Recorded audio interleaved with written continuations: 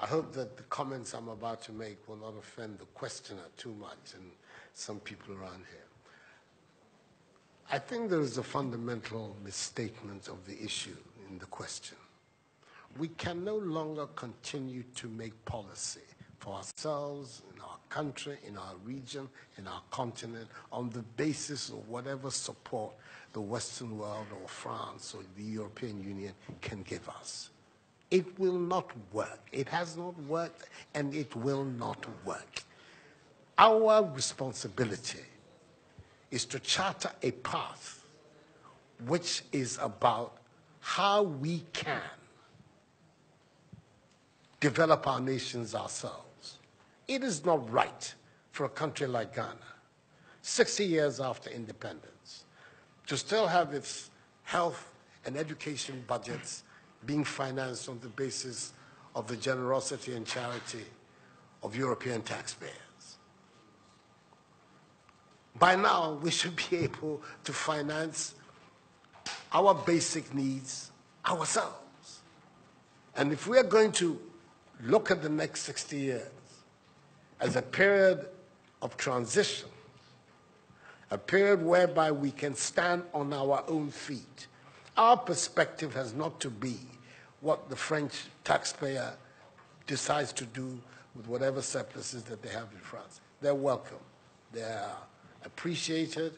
Whatever interventions that the French taxpayer through their governments make to us are appreciated. We're not going to lick a gift horse in the mouth.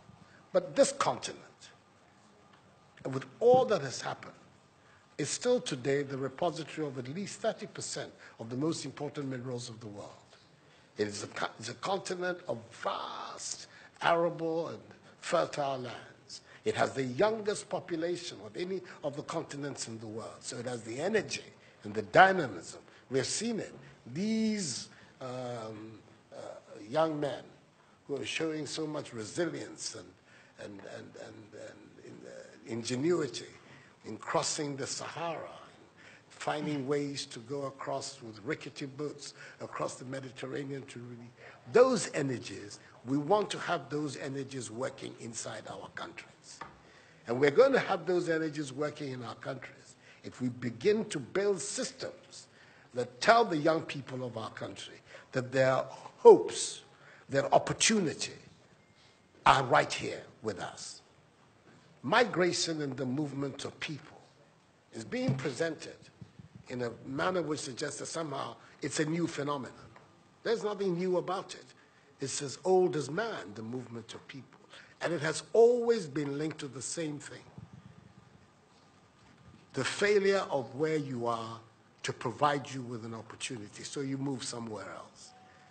Those of you who are familiar with 19th century European history would know that the biggest wave of immigration in 19th century Europe, the latter part of it, came from Ireland and from Italy.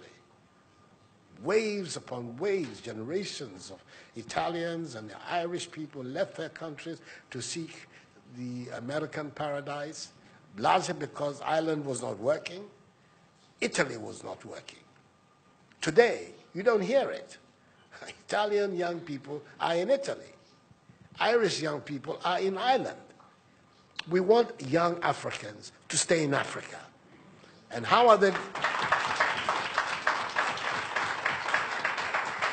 And it means that we have to get away from this mindset of dependence. This mindset about what can France do for us. France will do whatever it needs to do for its own sake. And when those coincide with ours, tant mieux, as the French people say. But our main responsibility as leaders, as citizens, is what we need to do to grow our own countries. What are the institutions that work, that will allow us to have good governance, to have accountable governance, to make sure that the monies that are placed at the disposal of leaders are used for the interests of the state and not for those of the leaders, to have systems that allow for accountability, that allow for diversity, that allow for people to be able to express themselves and contribute to fashioning the public will and the public interest.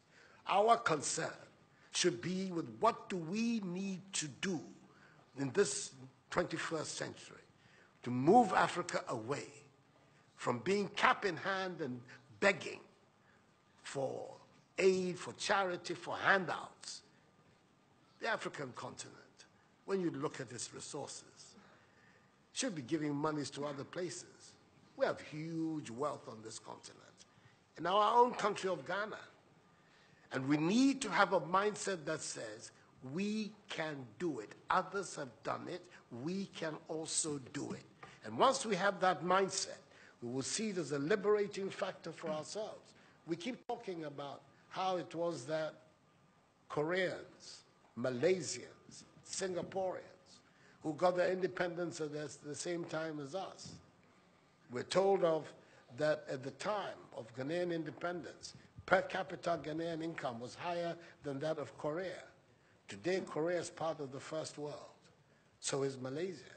So is Singapore. What happened? Why did they make that transition? And 60 years after independence, we are where we are.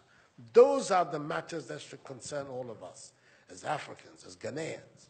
And not, when I say so, with the greatest of respect to the French president, I think that the cooperation of France is something that I am, as you know, a strong friend of France. I am Francophile. So I don't have any difficulty with that.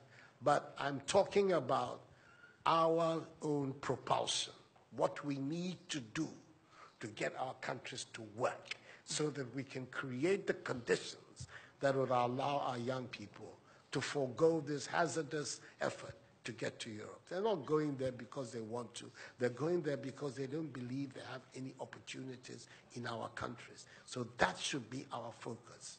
And I believe that with that if we change that mindset of dependence, that mindset which is contingent on aid and charity, we would see that in the decades ahead of us, the full flowering of the African peoples would take place. And that new African personality that was talked about at the time of our independence will become real and imminent in our times. That's what I'm saying. I hope that I'm not upsetting the questioner or even some of my friends who are here. But these are my strongly held beliefs. And that is the reason why I've adopted as the slogan of my presidency, of my period in the Supreme Office of Ghana, that we want to build a Ghana beyond aid, a Ghana which is independent, which is self-sufficient, that is capable of standing on its own feet and building its own life. We can do it if we have the correct mindset to do so. Mr. President, those are my contributions.